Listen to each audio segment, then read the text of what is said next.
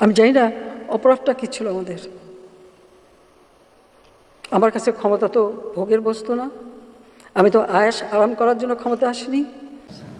যাক, আমি আর কিছু বলতে পারি না। আমি এগুলি এক একদিন দেখি। আর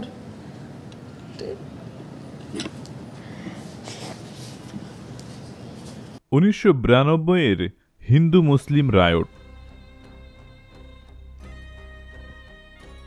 1992 সালের ডিসেম্বর মাসের প্রথম সপ্তাহ। বাংলাদেশের প্রধানমন্ত্রী বেগম খালেদা জিয়া সার্কের চেয়ারম্যান। সার্কভুক্ত 7টি রাষ্ট্রের শীর্ষ সম্মেলন ঢাকায়। 7 জাতির শীর্ষ সম্মেলনের দিনক্ষণ, স্থান নির্ধারণ করা হয়েছে। সার্কের চেয়ারপারসন হিসেবে বেগম জিয়া শীর্ষ সম্মেলন উদ্বোধন করবেন। শীর্ষ সম্মেলন উপলক্ষে কোনো কোনো রাষ্ট্রের সরকার প্রধানগণও আসতে শুরু করেছে। ভারতের প্রধানমন্ত্রী নরসিমা রাও এখনও ঢাকায় পৌঁছায়নি। এরই মধ্যে ভারতে বাবরি মসজিদকে কেন্দ্র করে সাম্প্রদায়িক দাঙ্গা বা হিন্দু মুসলিম রায়ট শুরু হলো। সঙ্গে সঙ্গে বিরোধী দলীয় নেত্রী, আওয়ামী লীগ সভানেত্রী বঙ্গবন্ধু কন্যা শেখ হাসিনা জরুরি ভিত্তিতে মোটরসাইকেল আরোহীকে ডাকলেন। মোটরসাইকেল আরোহী 29 নং মিন্টু রোডে বিরোধী দলীয় নেত্রী শেখ হাসিনার বাসায় উপস্থিত হলে বাবুরসি বিমল দৌড়ে এসে খবর দেয় যে আম্মা আপনাকে এখনই ধানমন্ডি 32-এ যেতে বলেছেন। মোটরসাইকেল আরোহী 32-এ পৌঁছলে সঙ্গে সঙ্গে জননেত্রী শেখ হাসিনা তাকে বঙ্গবন্ধু ভবনের লাইব্রেরি রুমে ডেকে বলেন, সারা দেশে হিন্দু মুসলিম রায়ট লাগিয়ে দাও। মোটরসাইকেল আরোহী বলে, এটা ঠিক হবে না। নেত্রী বলেন, ঠিক বেঠিক তোমার ভাবতে হবে না, রায়ট লাগাতে বলেছি, তুমি লাগাও। মোটরসাইকেল আরোহী বলে, আপনি এটা বলেন কি? আমি আরো রাত দিন পরিশ্রম করে পাড়ায় মহল্লায় যুবকদের সতর্ক করে রেখেছি যাতে করে হিন্দুদের উপর কোনো প্রকার আক্রমণ না হয়, আর আপনি বলছেন রায়ট লাগিয়ে দিতে। নেত্রী বলেন, হ্যাঁ, আমি বলছি তুমি রায়ট লাগাও। মোটরসাইকেল আরোহী বলে, না নেত্রী, এটা নীতিবিরুদ্ধ কাজ। নেত্রী রাগান্বিত হয়ে বলেন, রাখো তোমার নীতিভীতি, আমি যা বলছি তাই করো। আমি তোমার নেত্রী না? আমাকে যদি নেত্রী মানো তাহলে আমি যা বলবো তাই করতে হবে। মোটরসাইকেল আরোহী বলে, আপনি তো আমাদের নেত্রী, আপনি যা বলবেন তাই তো শিরোধার্য। তবে হিন্দুদের উপর আক্রমণ করলে হিন্দুরা আর এদেশে থাকবে না, সবাই চলে যাবে। আর এই হিন্দুরা তো আমাদেরই লোক, আমাদেরই রিজার্ভ ভোটার। নেত্রী বলেন, রাখো, যাবে কোথায়? যাবার জায়গা নেই, তুমি রায়ট লাগাও। মোটরসাইকেল আরোহী বলে, হিন্দুরা ভারতে চলে গেলে ভারত থেকে যে মুসলমান আসবে সেই মুসলমান সবাই হবে ধানের শীষ, মানে বিএনপি। এটা ভেবে দেখেছেন নেত্রী? নেত্রী বলেন, আরে বোকা, সার্ক সম্মেলন পণ্ড করতে হবে না, কয়েকদিন পরেই সার্ক সম্মেলন। খালেদা জিয়া সার্ক সম্মেলন উদ্বোধন করবে। ইন্ডিয়ার প্রাইম মিনিস্টার নরসিমা রাও এখনও আসে নাই। এই সুযোগ, এখনই রায়ট লাগিয়ে দিলে সার্ক সম্মেলন পণ্ড হয়ে যাবে। তাছাড়া জাহানারা ইমাম যেভাবে জনপ্রিয় হয়ে উঠেছে তাকে তো সাইজ করতে হবে। জাহানারা ইমাম আমার নেতৃত্বের প্রতি হুমকি। যেভাবে সে দিনকে দিন মুক্তিযুদ্ধের ধারক বাহক হয়ে যাচ্ছে তা ভয়ের ব্যাপার হয়ে দাঁড়িয়েছে। তাকে আর ছাড় দেয়া যায় না। এই সুযোগেই জাহানারা ইমামকে জনগণ থেকে বিচ্ছিন্ন করে ফেলতে হবে। এক ঢিলে দুই পাখি, সার্ক সম্মেলন পণ্ড, জাহানারা ইমাম সাইজ। তুমি রায়ট লাগাও তো, হিন্দুদের উপর হামলা করো। এদেশের সকল হিন্দুরাই এখন জাহানারা ইমামের পিছনে চলে গেছে।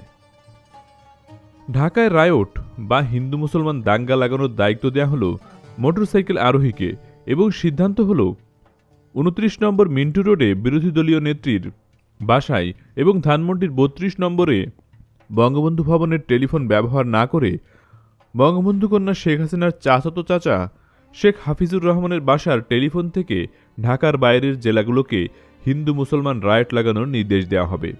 খালেদা জিয়া সরকার যাতে বঙ্গবন্ধু কন্যা শেখ হাসিনা কর্তৃক রায়ট লাগানোর পরিকল্পনা টের না পায়, সেই জন্যই এই সতর্কতা। শেখ হাসিনার পরিকল্পনা ও সিদ্ধান্ত অনুযায়ী দ্রুত গতিতে হিন্দু মুসলমান রায়ট লাগানোর জন্য সারা ঢাকা শহরের সকল গুন্ডা বদমাইশ এবং সন্ত্রাসীদের হাতে নগদ 5 লক্ষ টাকা তুলে দেওয়া হলো। বঙ্গবন্ধু কন্যা শেখ হাসিনার কর্মসূচি বাস্তবায়িত করার জন্য প্রথমেই যা হলো ঢাকা বিশ্ববিদ্যালয়ের জগন্নাথ হলের পূর্ব পাশের অবস্থিত শিববাড়ি মন্দিরে। সেখানে দেখা গেল লুটেরা আর সুযোগ সন্ধানীদের জটলা। এই জটলাকারী লুটেরা সুযোগ সন্ধানীদের হাতে সংগোপনে একাধিক ১০০ টাকার কড়কড়ে নোট গুজে দিয়েই বলা হলো, ভারতে মুসলমানদের খুন করা হচ্ছে, মুসলমান নারীদের ইজ্জত আর ধন সম্পদ লুট করে নেওয়া হচ্ছে, আর আমরা বাংলাদেশের মুসলমানেরা চুপচাপ চেয়ে চেয়ে দেখছি। যান, শুরু করেন, নেন, লুট করে নেন। বলার সঙ্গে সঙ্গে সুযোগ সন্ধানী লুটেরা হৈ হৈ করে মহা উৎসবে শিববাড়ি মন্দিরে লুটপাট শুরু করে দিল। সেখান থেকে চলে আসা হলো ঢাকেশ্বরী মন্দিরে। এখানেও উৎসুক সুযোগ সন্ধানী লুটেরার জটলা।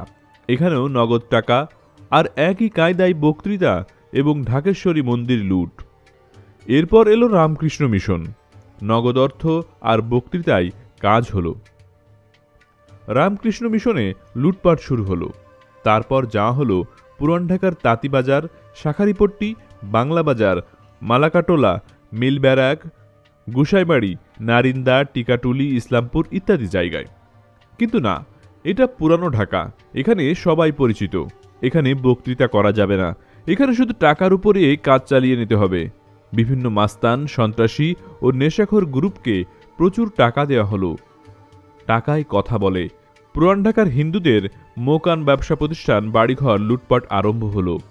ঘণ্টা ৩-৪ পরে ধানমন্ডি ৩২ নম্বরে বঙ্গবন্ধু ভবনে বিরোধী দলীয় নেত্রী শেখ হাসিনাকে সারা শহরে হিন্দু মুসলিম সাম্প্রদায়িক দাঙ্গা বা রায়ট লাগিয়ে দেওয়ার সফল সংবাদ দিলে তিনি বেজায় খুশিতে আপ্লুত হয়ে বলে ওঠেন, এই তো কাজের ছেলে, তুমি না হলে কি হয়?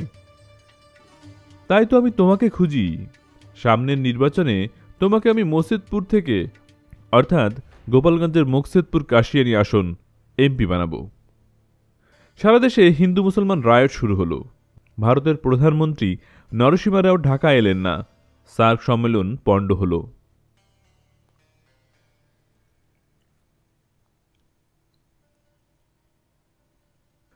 ডিসেম্বর ১৯৯২ সাল, বৃহস্পতিবার। ঘাতক দালাল নির্মূল কমিটির নেত্রী শহীদ জননী জাহানারা ইমামের ডাকে গণ আদালত কর্তৃক ঘোষিত যুদ্ধাপরাধী গোলাম আজমের ফাঁসির রায় কার্যকরার দাবিতে মানববন্ধন কর্মসূচিতে হিন্দু সম্প্রদায় যোগদান করল না। মাত্র কয়েকদিন আগে ঘটে যাওয়া হিন্দু মুসলমান রায়টের কারণে যুদ্ধাপরাধী ঘাতক গোলাম আজমের ফাঁসির দাবিতে মানববন্ধন কর্মসূচিতে হিন্দু সম্প্রদায় যোগদান করবে না, এটা প্রায় নিশ্চিত ছিল। আর সেই কারণেই ঘাতক দালাল নির্মূল কমিটি ও মুক্তিযুদ্ধ চেতনা বাস্তবায়ন কমিটির নেত্রী শহীদ জননী জাহানারা ইমাম আগে থেকেই আমরা যারা মুক্তিযোদ্ধা আমাদের সাথে ঘনিষ্ঠ যোগাযোগ করে বন্ধু বান্ধব পরিবার পরিজন নিয়ে 10 ডিসেম্বরের মানববন্ধন কর্মসূচিতে যোগদান করার আহ্বান জানান। একজন মুক্তিযোদ্ধা হিসেবে শহীদ জননীর আহ্বানে সাড়া না দিয়ে পারেনি। তাছাড়া হিন্দু মুসলিম সাম্প্রদায়িক দাঙ্গা সৃষ্টি আমাকে মর্মে মর্মে আঘাত করেছিল। এজন্যই বঙ্গবন্ধু কন্যা শেখ হাসিনাকে না জানিয়ে আমার একমাত্র শিশুকন্যা স্বর্ণলতা ও প্রিয়তমা স্ত্রী ময়নাকে সঙ্গে নিয়ে মানববন্ধন কর্মসূচিতে অংশগ্রহণ করি। মানববন্ধন কর্মসূচির পরের দিন 11 ডিসেম্বর ১৯৯২ শুক্রবার দৈনিক ভোরের কাগজ ও দৈনিক আজকের কাগজের প্রথম পাতায় বড় করে আমাদের, অর্থাৎ আমি, আমার কন্যা এবং আমার স্ত্রীর ছবি ছেপে লিড নিউজ করে। ভোরের কাগজ ও আজকের কাগজের এই ছবি দেখে জননেত্রী বঙ্গবন্ধু কন্যা শেখ হাসিনা ভীষণ রেগে যান এবং টেলিফোনের মাধ্যমে আমাকে জরুরি তলব করেন। সকাল 10টা নাগাদ 29 মিন্টু রোডে বিরোধী দলীয় নেত্রী শেখ হাসিনার বাসভবনে পৌঁছে কাঠের সিঁড়ি দিয়ে দোতলার বেলকনিতে উঠে দেখি বঙ্গবন্ধু কন্যা গম্ভীর হয়ে বেতের চেয়ারে বসে আছেন। আমাকে দেখেই ভোরের কাগজ ও আজকের পত্রিকার কাগজ দুটি আমার দিকে ছুঁড়ে মেরে উত্তেজিত হয়ে বললেন, এই তোমার বিশ্বাস? মুখে এক কথা আর কাজে আর এক। পত্রিকা দুটি হাতে নিলাম এবং এই প্রথম সপরিবারে পত্রিকায় নিজেদের ছবি দেখে বুঝে ফেললাম ঘটনা অনেক খারাপ। আজ কপালে অনেক খারাপই আছে। শেখ হাসিনা বলতে লাগলেন, নেতৃত্বের প্রতি এই তোমার আস্থা, এই বিশ্বাস, এই আনুগত্য, যেখানে আমি নিজে জাহানারা ইমামের কর্মসূচিতে তোমাদের অংশগ্রহণ করতে নিষেধ করেছি এবং অন্য কর্মীরা যাতে অংশগ্রহণ করতে না পারে তার দায়িত্ব তোমাকে দিয়েছি, সেখানে তুমি নিজেই কোন আক্কেলে বউ বাচ্চা নিয়ে হাজির হলে? একদিকে থাকো, জাহানারা পছন্দ হয় জাহানারা ইমামকে নিয়েই থাকো, আমার দিকে আর এসো না। আমি চুপ করে ভাবছি এখন কি বলা যায়। মাথায় একটা বুদ্ধি এলো। ধীরে ধীরে বললাম, নেত্রী, আমি কিছু বলতে চাই। তুমি আবার কি বলবা? তোমার আবার কি বলার আছে, বলো। নেত্রী, আমরা তো আসলে মেয়ের জুতা কেনার জন্য এলিফ্যান্ট রোডে যাচ্ছিলাম, কিন্তু আপনার নির্দেশ পালন করার জন্য একটু আগেভাগেই বেরিয়েছিলাম এবং প্রেস ক্লাবে এসে অন্তত ৩০০ কর্মীকে কানে কানে জাহানারা ইমামের এই কর্মসূচিতে না যাওয়ার জন্য আপনার নির্দেশ জানিয়ে বিদায় করেছি। কিন্তু ফটো সাংবাদিকদের খপ্পর থেকে বাঁচতে পারলাম না। তারা নাছোড়বান্দা ফটো না তুলেই ছাড়ল না। আসলে এটা মানববন্ধন কর্মসূচির ফটো না, কৃত্রিমভাবে তোলা এই ছবি। মাত্র কয়েকদিন আগে রায়ট হয়ে গেল, মৌলবাদীরাও সক্রিয়। দেশের এই উত্তপ্ত পরিস্থিতিতে আমি বউ বাচ্চা নিয়ে জাহানারা ইমামের মানববন্ধন কর্মসূচিতে যাব? আমার কি মাথা খারাপ হয়েছে? আমরা শুধু আপনার নির্দেশ পালন করার জন্যই এই ঝুঁকি নিয়ে সেখানে গিয়েছি। তোমরা তো এইরকমই কাজ করবা, হিতে বিপরীত করবা। তোমাদের নিয়ে যদি একটু নিশ্চিন্তে থাকা যায়, বুঝো এবার ঠেলা। সবাই পত্রিকার ছবিতে দেখবে শেখ হাসিনার নিজস্ব লোকই জাহানারা ইমামের কর্মসূচিতে। এখন আর কাকে নিষেধ করবা না যাওয়ার জন্য? তোমাদের নিয়ে আমার যত জ্বালা। শেখ হাসিনা তার সরকারি বাসভবন ২৯ মিন্টু রোডে দুপুরের খাওয়া খেয়ে যেতে বললেন। বেশ কিছুদিন হলো টুঙ্গিপাড়া যায় না, চলো আগামীকাল টুঙ্গিপাড়ায় যাই। আইডব্লিউটিএকে বিশেষ ফেরি রাখার নির্দেশ দিয়ে দাও, অর্থাৎ অভ্যন্তরীণ নৌ পরিবহনকে। নেত্রীর কাছে জানতে চাওয়া হলো কোন পথে যাওয়া হবে, আরিচা দিয়ে না মাওয়া হয়ে। নেত্রী বললেন, আরিচা দিয়ে অনেক ঘোরা হয়, অনেক দেরিও হয়, আর মাওয়া দিয়ে পথ কম, সময়ও লাগে কম, মাওয়া দিয়েই ভালো। মাওয়ার ৩ ঘাটে ৩টি স্পেশাল ফেরি রাখার নির্দেশ দিয়ে দাও। স্পেশাল মানে হলো ভোর থেকে যতক্ষণ বঙ্গবন্ধু কন্যা ফেরি না পার হবেন ততক্ষণ ফেরিওয়ালা জাতীয় পতাকা লাগিয়ে ঘাটের পাশে দাঁড়িয়ে থাকবে। এই স্পেশাল হয়ে থাকা ফেরিগুলোতে কোনো যানবাহন এবং কোনো মানুষ পার করা হবে না যতক্ষণ পর্যন্ত বিরোধী দলীয় নেত্রী শেখ হাসিনা পার না হবেন। ফলে প্রচণ্ড যানজট এবং নদী পারাপারের মানুষ জট হবে। ঘণ্টার পর ঘণ্টা, এমনকি সারা দিন পর্যন্ত মানুষ এবং যানবাহন ফেরিতে নদী পারাপারের জন্য ঘাটে বসে থাকবে। জনসাধারণের এই সীমাহীন দুর্ভোগের কথা ভেবেই বঙ্গবন্ধু কন্যা শেখ হাসিনাকে বলা হলো, নেত্রী, মাওয়া রোডে ৩টি ফেরি, বিশেষ করে ধলেশ্বরী নদীর ২ ঘাটে ২ ফেরি স্পেশাল করে রেখে দিলে এই রাস্তায় প্রচণ্ড যানজট হবে, মানুষের সীমাহীন দুর্ভোগ হবে। তার চেয়ে আরিচা দিয়ে একটি ফেরি পার হতে হয়, আমরা আরিচা দিয়ে যাই। উত্তরে বঙ্গবন্ধু কন্যা বললেন, যানজট হবে, দুর্ভোগ হবে, তাই বলে কি আমি পথে চলা ছেড়ে দেব? আমি মাওয়া দিয়ে যাব। তুমি আইডব্লিউটিএকে ৩টি ফেরি স্পেশাল করার নির্দেশ দাও। যেই কথা সেই কাজ। টেলিফোনে আইডব্লিউটিএকে মাওয়া ঘাটে ৩টি ফেরি স্পেশাল করার নির্দেশ দেওয়া হলো। রাতে মিন্টো রোড থেকে বিদায় নিয়ে আসার সময় জননেত্রী শেখ হাসিনাকে বললাম, নেত্রী, আমার বাসা থেকে বুড়িগঙ্গা ব্রিজ পর্যন্ত অর্থাৎ মাওয়া রোড ৪-৫ মিনিটের রাস্তা। আমি মিন্টো রোডের উল্টো রাস্তায় না এসে বুড়িগঙ্গা ব্রিজ থেকে আপনার সাথে একত্রিত হই। নেত্রী বললেন, না, উল্টো আসবে কেন?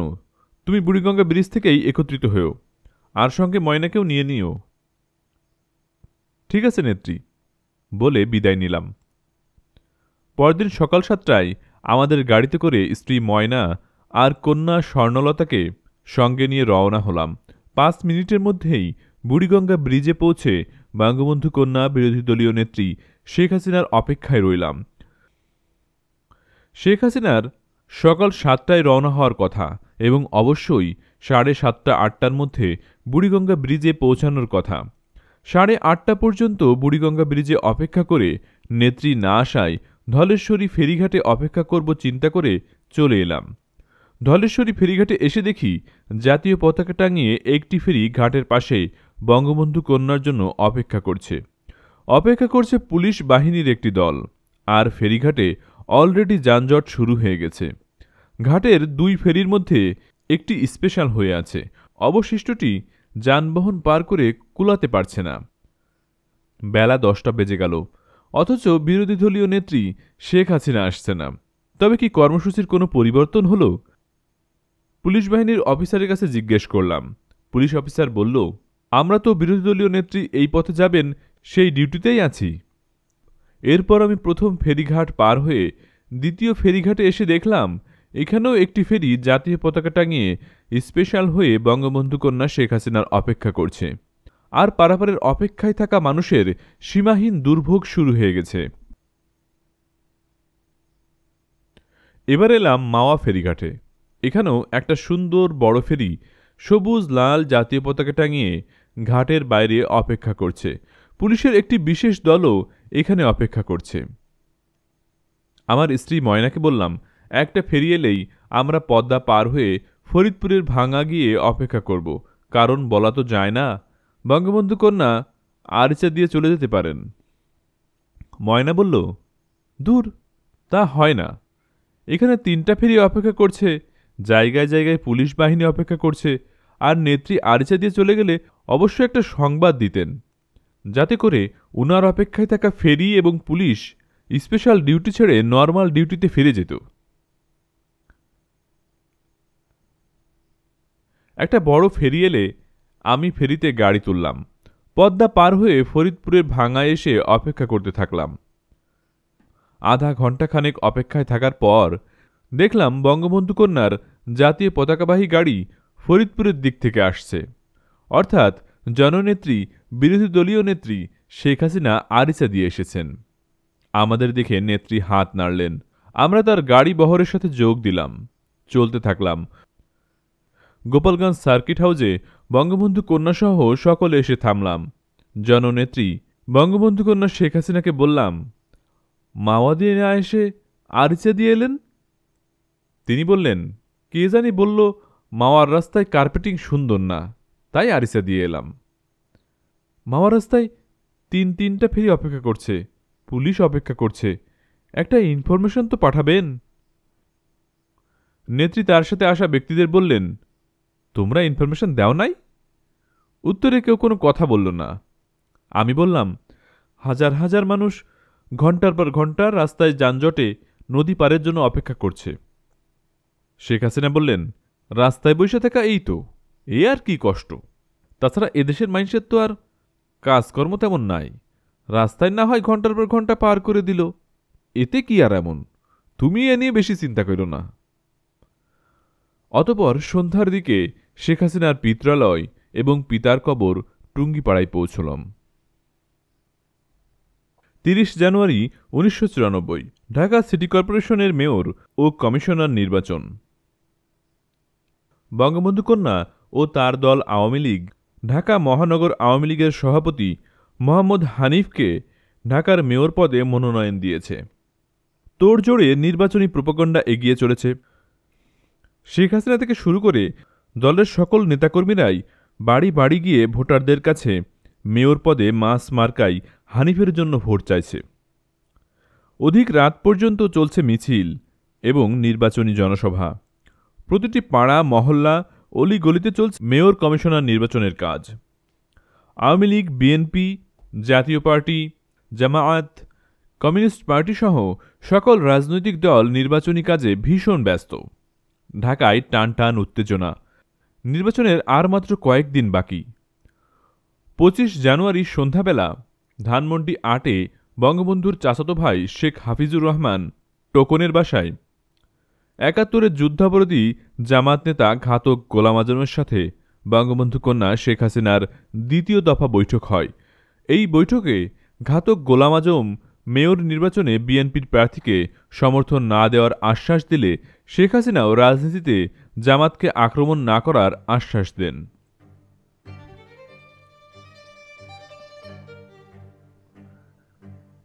আজ 30 জানুয়ারি 1994 ঢাকায় প্রথমবারের মতো সরাসরি জনগণের ভোটে মেয়র নির্বাচন চলছে। সকাল ৮টা থেকে বিকাল ৪ ঘটিকা পর্যন্ত বিরামহীনভাবে ভোট গ্রহণ করা হবে। গত রাতেই জননেত্রী শেখ হাসিনা নির্দেশ দিয়েছেন আজ ৩০শে জানুয়ারি সকাল ৬ ঘটিকায় ২৯ নম্বর মিন্টু রোডে তার বাসায় হাজির হওয়ার জন্য। নির্দেশ মোতাবেক নেত্রীর বাসায় সকাল ৬:৩০টায় হাজির হয়েছি। বঙ্গবন্ধু কন্যা ঘুম থেকে উঠলেন, একসঙ্গে নাস্তা করলেন।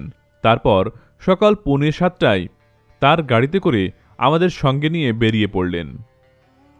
প্রথমে গেলেন শেরেবাংলা নগরের রাজধানী হাই স্কুলে, তারপর গেলেন ধানমন্ডি বয়েজ স্কুলে, এরপর গেলেন ধানমন্ডি ৩২-এ তার পিতার বাড়ি বঙ্গবন্ধু ভবনে।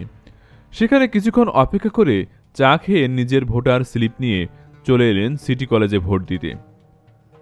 সিটি কলেজে ভোট দেওয়া শেষ করে আরও কিছু ভোটকেন্দ্র ঘুরে বেলা ১১টা নাগাদ এলেন ২৯ নম্বর মিন্টু রোডে তার সরকারি বাসভবনে। বাসভবনে ফিরে আসার ১০-১৫ মিনিটের মধ্যে উপস্থিত হলেন আওয়ামী লীগের যুগ্ম সম্পাদক নওগাঁর আব্দুল জলিল। সভানেত্রী শেখ হাসিনাকে আব্দুল জলিল বললেন, নেত্রী, আমাদের অবস্থা ভালো না, আমরা নির্বাচনে জিততে পারবো না, আমাদের লোকদের ভোট কেন্দ্র থেকে বের করে দিচ্ছে। আপনাকে তো আগেই বলেছি, আওয়ামী লীগ হলো হরতাল আর আন্দোলনের দল, নির্বাচনের দল না, আপনি খামোখা নির্বাচনে যান। আব্দুল জলিলের কথা শেষ না হতেই হাজির হলেন আওয়ামী লীগের সাধারণ সম্পাদক জিল্লুর রহমান। জিল্লুর রহমানের পেছনে পেছনে এলেন প্রেসিডিয়াম সদস্য আব্দুর রাজ্জাক সহ অন্যান্য নেতৃবৃন্দ। একমাত্র আব্দুর রাজ্জাক ছাড়া সকল নেতৃবৃন্দরই একই কথা, মেয়র নির্বাচনে ব্যাপক কারচুপি হচ্ছে, আমাদের কর্মীদের ভোট কেন্দ্র থেকে বের করে দিচ্ছে, নির্বাচন বাতিলের দাবি করা হোক, আন্দোলন করা হোক, ইত্যাদি ইত্যাদি। প্রেসিডিয়াম সদস্য আব্দুর রাজ্জাক বললেন, নির্বাচনে কারচুপি হচ্ছে, আমাদের কর্মীদের বের করে দেওয়া হচ্ছে, এটা কি আপনারা কেউ ভোট কেন্দ্রে গিয়ে দেখেছেন? নেতারা কেউ কোনো উত্তর দিলেন না, কোনো কথাও কেউ বললেন না, সবাই চুপ। জননেত্রী শেখ হাসিনা বললেন, এটা আবার ভোট কেন্দ্রে গিয়ে দেখতে হয় নাকি? ওরা তো ভোট কারচুপি করবেই, এখন না করলে একটু পরে করবে, কাজে আমাদের নির্বাচন বাতিলের দাবি করতে হবে এবং এ নিয়ে ইস্যু তৈরি করে বিএনপি সরকার পতনে আন্দোলন করতে হবে, খালেদা জিয়া সরকারের পতন ঘটাতে হবে। সঙ্গে সঙ্গে টেবিল টেলিফোন সেট দিয়ে বঙ্গবন্ধু কন্যা শেখ হাসিনা স্বয়ং প্রধান নির্বাচন কমিশনারকে ফোন করলেন। প্রধান নির্বাচন কমিশনারকে না পেয়ে অন্য একজন নির্বাচন কমিশনারকে নির্বাচন বাতিল করার জন্য কথা বললে নির্বাচন কমিশনার বিস্ময়ের সাথে বলেন, ম্যাডাম, নির্বাচন বাতিল তো দূরের কথা, কোনো ভোট কেন্দ্রের নির্বাচন স্থগিত করার মতো কোনো ইনফরমেশন এখন পর্যন্ত আমাদের কাছে আসেনি। জবাবে শেখ হাসিনা বলেন, আমার কাছে ইনফরমেশন আছে, নির্বাচনে কারচুপি হচ্ছে, আমি বলছি নির্বাচন বাতিল করেন। নির্বাচন কমিশনার বলেন, ম্যাডাম, আপনি কাইন্ডলি বলেন কোন কেন্দ্রে কারচুপি হচ্ছে, আমরা অবশ্যই তার ব্যবস্থা নেব। চিফ ইলেকশন কমিশনারকে বলবেন আমাকে ফোন করতে, এই বলে শেখ হাসিনা ফোন রেখে দিলেন। এরপর প্রায় প্রতি ঘন্টায় ঘন্টায় নির্বাচন কমিশনে নির্বাচন বাতিল করার দাবি জানিয়ে ফোন করা শুরু হলো। বিকাল 4টা নাগাদ একবার প্রধান নির্বাচন কমিশনার জননেত্রী শেখ হাসিনার নির্বাচন বাতিলের দাবির জবাবে বলেন, ম্যাডাম, আমি ইতিমধ্যে প্রয়োজনীয় ব্যবস্থা নিয়েছি, সামান্য গোলযোগের কারণে আমি কয়েকটি ভোট কেন্দ্রে ভোট স্থগিত করেছি। শেখ হাসিনা পুনরায় নির্বাচন বাতিলের দাবি করলে প্রধান নির্বাচন কমিশনার বলেন, ম্যাডাম, আমি নির্বাচন কমিশনে বসে নেই, আমি সরাসরি ভোট কেন্দ্রে গিয়ে নিজেই নির্বাচন পর্যবেক্ষণ করছি, আপনি নিশ্চিন্তে থাকুন, যে কোনো প্রয়োজনীয় সিদ্ধান্ত নিতে আমি মোটেই পিছপা হব না। হ্যাঁ, আপনি নির্বাচন বাতিলের সিদ্ধান্ত নিন, আমি পরে আবার ফোন করব বলেই শেখ হাসিনা ফোন রেখে দিলেন। এরপর প্রায় 15 বার ফোন করেও প্রধান নির্বাচন কমিশনারকে পাওয়া গেল না, কিন্তু রাত 10টার সময় প্রধান নির্বাচন কমিশনারকে পাওয়া গেল।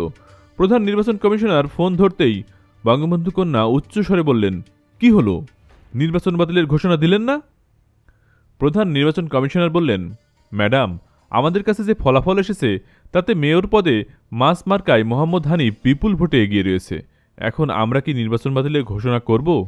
শেখ হাসিনা বললেন, জি, কি বললেন?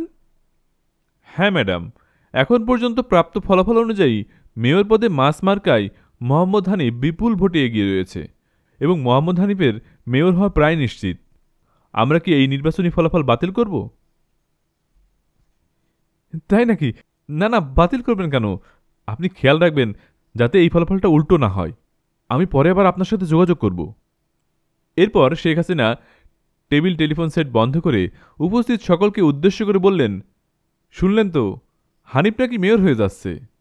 এখন তো আমাদের নির্বাচন বাতিলের দাবি করা ঠিক হবে না, কি বলেন? জিল্লুর রহমান বললেন, দেখেন এইটা আবার কোনো চাল হয় কিনা। আব্দুর রাজ্জাক বললেন, নেত্রী, নির্বাচন কমিশনে আমার একজন ঘনিষ্ঠ লোক আছে, আমি তার কাছে গিয়ে সঠিক খবর নিয়ে আসি। শেখ হাসিনা বললেন, তাই যান, আপনারা সকলেই যান, যার যেখানে লোক আছে সেখান থেকে সঠিক খবরটা সংগ্রহ করেন। রাত তখন 12টা, সবাই চলে গেল। একমাত্র আব্দুর রাজ্জাক ছাড়া আর কোনো নেতাই রাতে ফিরে এলেন না। রাত 1:30টার দিকে আব্দুর রাজ্জাক মিন্টু রোডে এসে বললেন, সভানেত্রী কোথায়? হানিফ তো মেয়র হয়ে গেছে। নির্বাচন কমিশন দেশি বিদেশি সমস্ত নিউজ মিডিয়াতে হানিফ মেয়র হওয়ার ফলাফল পাঠিয়ে দিয়েছে। এখন হানিফ বেসরকারিভাবে ঢাকার মেয়র, সভানেত্রীকে খবরটা দিতে হয়। আপনি বসেন বলে উপরে গেলাম। শেখ হাসিনা ডিশ এন্টেনায় হিন্দি ফিল্ম দেখছিলেন। তাকে আব্দুর রাজ্জাক আসার সংবাদ এবং হানিফের বেসরকারিভাবে মেয়র হওয়ার সংবাদ দিলে তিনি বলেন, হানিফের কপাল ভালো।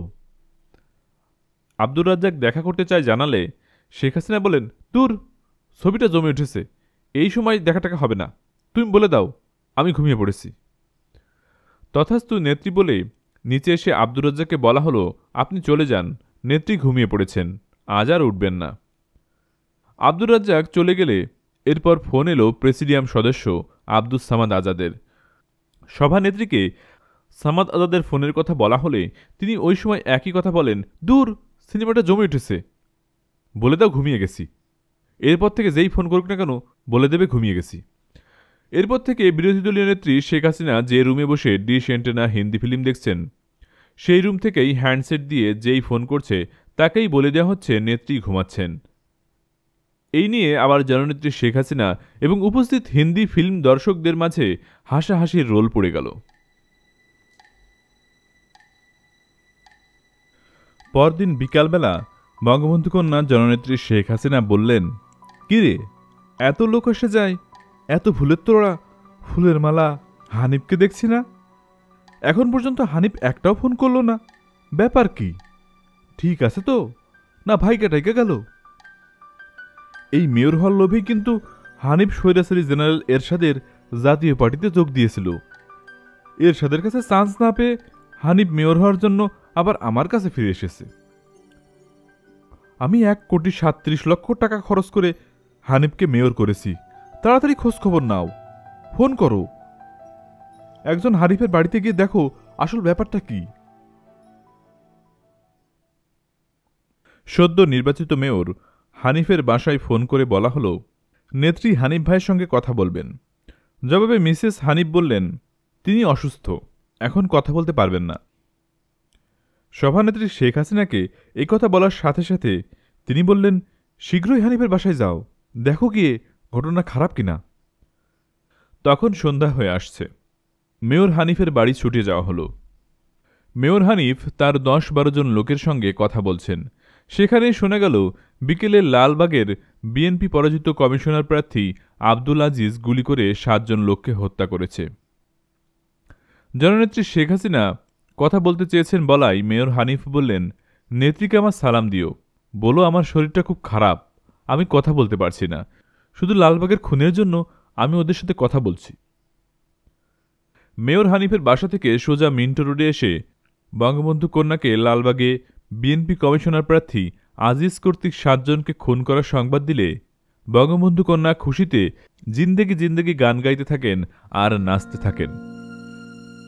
পরদিন সকালে লালবাগে নিহত হওয়া 7 জনের লাশ দেখার জন্য ঢাকা মেডিকেল কলেজ হাসপাতালের মর্গে যাওয়ার আগে বঙ্গবন্ধু কন্যা শেখ হাসিনা বলতে থাকেন, আমার রুমালে একটু গ্লিসারিন মেখে দাও, ওই যে নায়িকারা অভিনয়ের সময় গ্লিসারিন দিয়ে চোখে পানি বের করে কান্নার অভিনয় করে, আমার রুমালে ওই রকম গ্লিসারিন লাগিয়ে দাও, যাতে আমি লাশ দেখে রুমাল ধরতেই চোখে পানি এসে যায়। একজন বলল, গ্লিসারিনের দরকার নেই, শুধু চোখে রুমাল ধরে রাখবেন, তাতেই মনে হবে আপনি কাঁদছেন। আর আমরা ফটো সাংবাদিক ভাইদের বলে দেব ছবির নিচে আপনি কাঁদছেন ক্যাপশন লাগিয়ে দিতে। হাসপাতালের মর্গে নিহত 7 জনের লাশ দেখে বঙ্গবন্ধু কন্যা চোখে রুমাল চেপে ধরলেন। সঙ্গে সঙ্গে ফটো সাংবাদিকগণ অসংখ্য ছবি তুলল। ছবি তোলা শেষে বঙ্গবন্ধু কন্যা গাড়িতে উঠলেন। গাড়ি চলতে শুরু করল। তখনও শেখ হাসিনার চোখে রুমাল। গাড়ির চালক ড্রাইভার জানালো, আপা এখন রুমাল নামান, ফটো সাংবাদিক নেই। গাড়ির সকল আরোহী হেসে উঠল। জননেত্রী শেখ হাসিনা বললেন, ঠিকমতো দেখছো তো, কোনো ফটো সাংবাদিক নেই তো? না, নেই। ও, তাহলে আমি এবার রুমাল নামাই। মিন্টো রোডের বাসায় এসে শেখ হাসিনা বললেন, ময়না খাওয়া দাওয়া বেশি করে এনেছে তো? লাশ দেখে এসেছি, লাশ, আজ আমি বেশি করে খাবো। এরপর তিনি জিন্দেগি জিন্দেগি গাইতে গাইতে নাচতে লাগলেন। সত্যি সত্যি তিনি অস্বাভাবিক রকমের বেশি খেলেন। এমনিতেই তিনি বিভিন্ন আন্দোলন সংগ্রামে নিহতদের লাশ দেখে স্বাভাবিকের চাইতে অনেক বেশি খেতেন, কিন্তু আজ খেলেন অস্বাভাবিকের চাইতেও বেশি।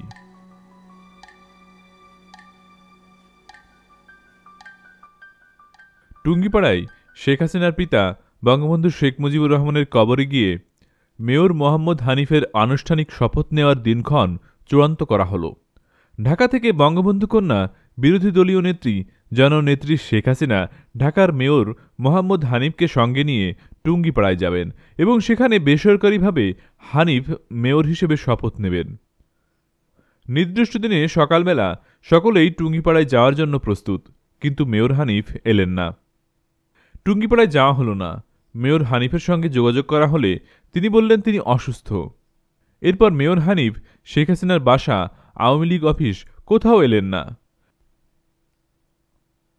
আনুষ্ঠানিকভাবে মেয়র পদে মোহাম্মদ হানিফ শপথ নিলেন।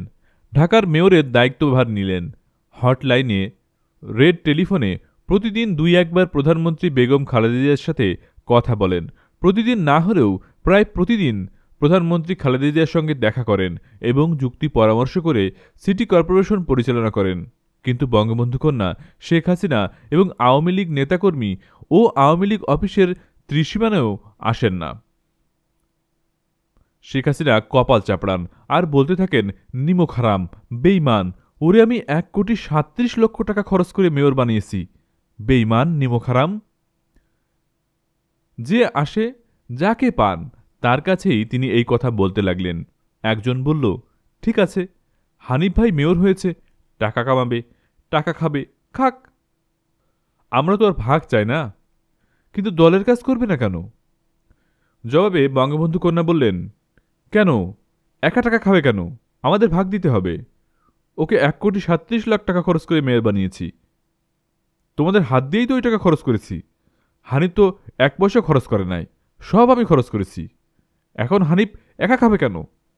আমাকেও ভাগ দেবে, নইলে আমি শেখ হাসিনা একদিন না একদিন এর উসুল করে ছাড়ব। শেখ হাসিনা কথা বলবেন, কত শতবার ফোন করা হয়, মেয়র হানিফ ফোন ধরে না। আসতে বলা হয়, দেখা করতে বলা হয়, হানিফ আসে না, দেখা করে না। লোক পাঠালে মেয়র হানিফ বলে, যা যা, যেই জায়গায় আছিস সেই জায়গায় যা, ক্ষমতায় যাওয়া লাগবে না। যে পর্যন্ত আগাইছস ওই বিরোধী দল পর্যন্তই থাক, আর ক্ষমতায় যাওয়া লাগবে না, আমি তোকে লাগে নাই। 1994 সালের 26 জুন সন্ধ্যাবেলায় যুক্তরাষ্ট্র আওয়ামী লীগের সভাপতি টেলিফোন করে 26 জুন 1994 শহীদ জননী জাহানারা ইমামের মৃত্যু হয়েছে সংবাদ দিলে জননেত্রী বঙ্গবন্ধু কন্যা শেখ হাসিনা আনন্দে নাচতে থাকেন আর বলতে থাকেন, মিষ্টি খাও, মিষ্টি। আমার একটা প্রতিদ্বন্দ্বী দুনিয়া থেকে বিদায় নিয়েছে, আল্লাহ বাঁচাইছে। নেত্রী হতে চেয়েছিল, আমার জায়গা দখল করতে চেয়েছিল। জাহানারা ইমাম মরছে, আপদ গেছে, বাঁচা গেছে। তোমরা তো জানো না, ইন্ডিয়ার গোয়েন্দা এজেন্সি আমার পরিবর্তে জাহানারা ইমামকে নেতৃত্বে বসাতে চেয়েছিল। বেটি মরছে, মিষ্টি খাও, ফকিররে পয়সা দাও।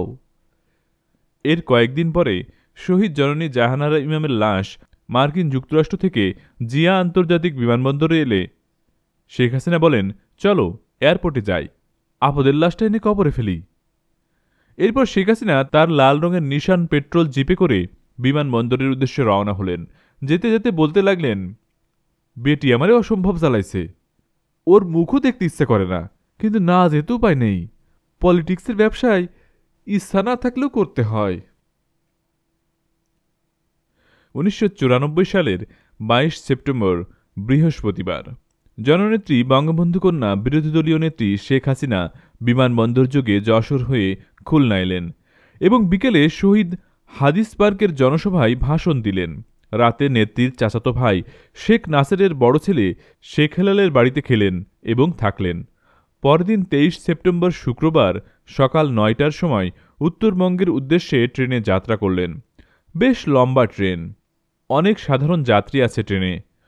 স্বাভাবিক যাত্রীরা জানে না বা বুঝতে পারছে না শেখ হাসিনা রেলপথে সভা করতে করতে যাওয়া এই ট্রেন কবে কখন গন্তব্যে পৌঁছবে।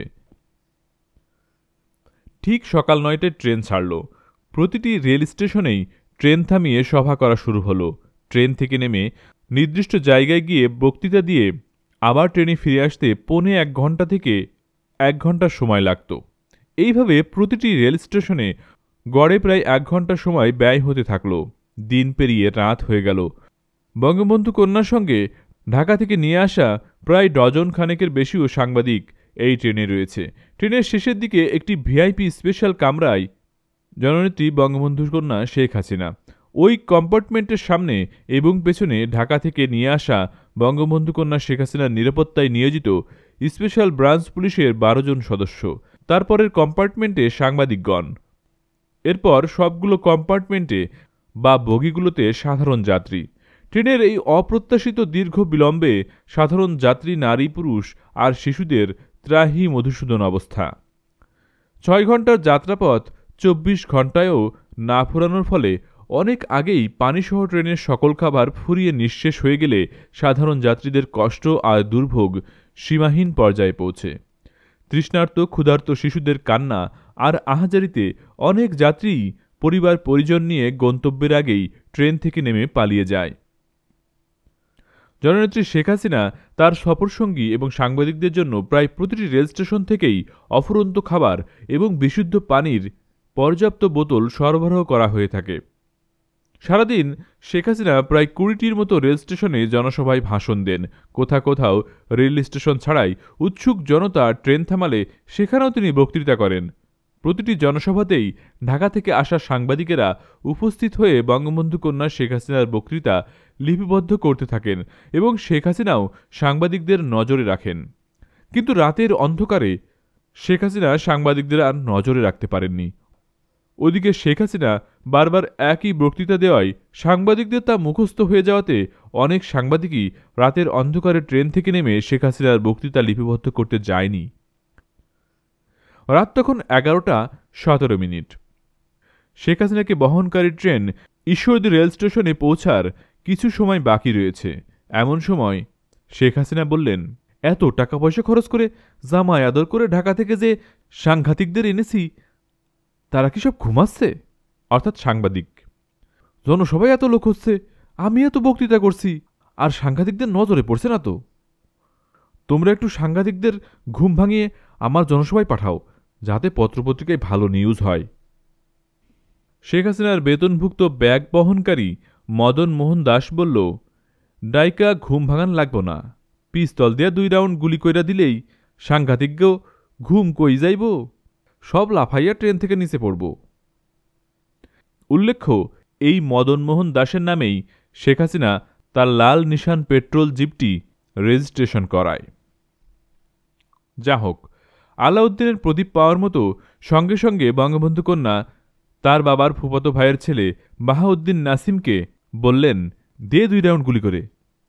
আর উপস্থিত অন্যদের বললেন, তোমরা আমাকে হত্যার জন্য ট্রেনে গুলি করা হয়েছে বলে সাংঘাতিকদের মাঝে প্রচার করবে। ট্রেন ঈশ্বরদী প্ল্যাটফর্মে ঢোকার কয়েক মিনিট আগে বাহাউদ্দিন নাসিম ট্রেনের জানালা দিয়ে সাংবাদিকদের কম্পার্টমেন্ট লক্ষ্য করে পিস্তল দিয়ে 3 রাউন্ড গুলি ছুড়ল। গুলির শব্দ শুনে বঙ্গবন্ধু কন্যার নিরাপত্তার দায়িত্বে থাকা স্পেশাল ব্রাঞ্চের পুলিশেরাও 5-6 রাউন্ড গুলি করে। এই সমস্ত গুলির আওয়াজ শুনে পাশের কম্পার্টমেন্টে থাকা সাংবাদিকেরা ভয়ে ট্রেনের ভেতর গড়াগড়ি করতে শুরু করে এবং আমরা পরিকল্পনা মতো সাংবাদিকদের কম্পার্টমেন্টে এসে বঙ্গবন্ধু কন্যা শেখ হাসিনাকে হত্যার জন্য ট্রেনে গুলি করা হয়েছে বলে প্রচার করতে থাকি। ট্রেন ঈশ্বরদী প্ল্যাটফর্মে থামলে ঈশ্বরদী রেল স্টেশনের বাইরে জনসভার মঞ্চ থেকেও মাইকে আওয়ামী লীগ প্রেসিডিয়াম সদস্য আমির হোসেন আমু বঙ্গবন্ধু কন্যাকে হত্যার জন্য ট্রেনে গুলি করা হয়েছে বলে প্রচার চালাতে থাকেন। পরের দিন ২৪ সেপ্টেম্বর শনিবার ট্রেনে বঙ্গবন্ধু কন্যার প্রতি গুলি করা হয়েছে বলে জাতীয় পত্রপত্রিকার সংবাদ বের হয়। বগুড়া সরকারি সার্কিট হাউসের ভিআইপি রুমে বসে জননেত্রী শেখ হাসিনা সহ তার সফরসঙ্গীরা হাসাহাসি করতে থাকে এবং হাসাহাসির এক পর্যায়ে গুলির এই ঘটনা নিয়ে হরতাল ডাকার সিদ্ধান্ত হয়।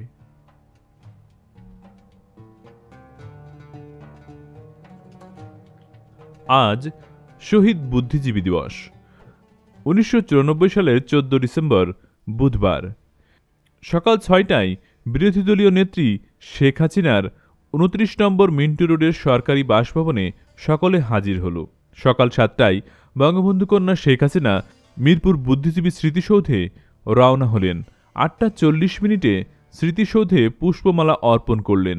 তারপর গেলেন রায়ের বাজার বৌদ্ধভূমিতে।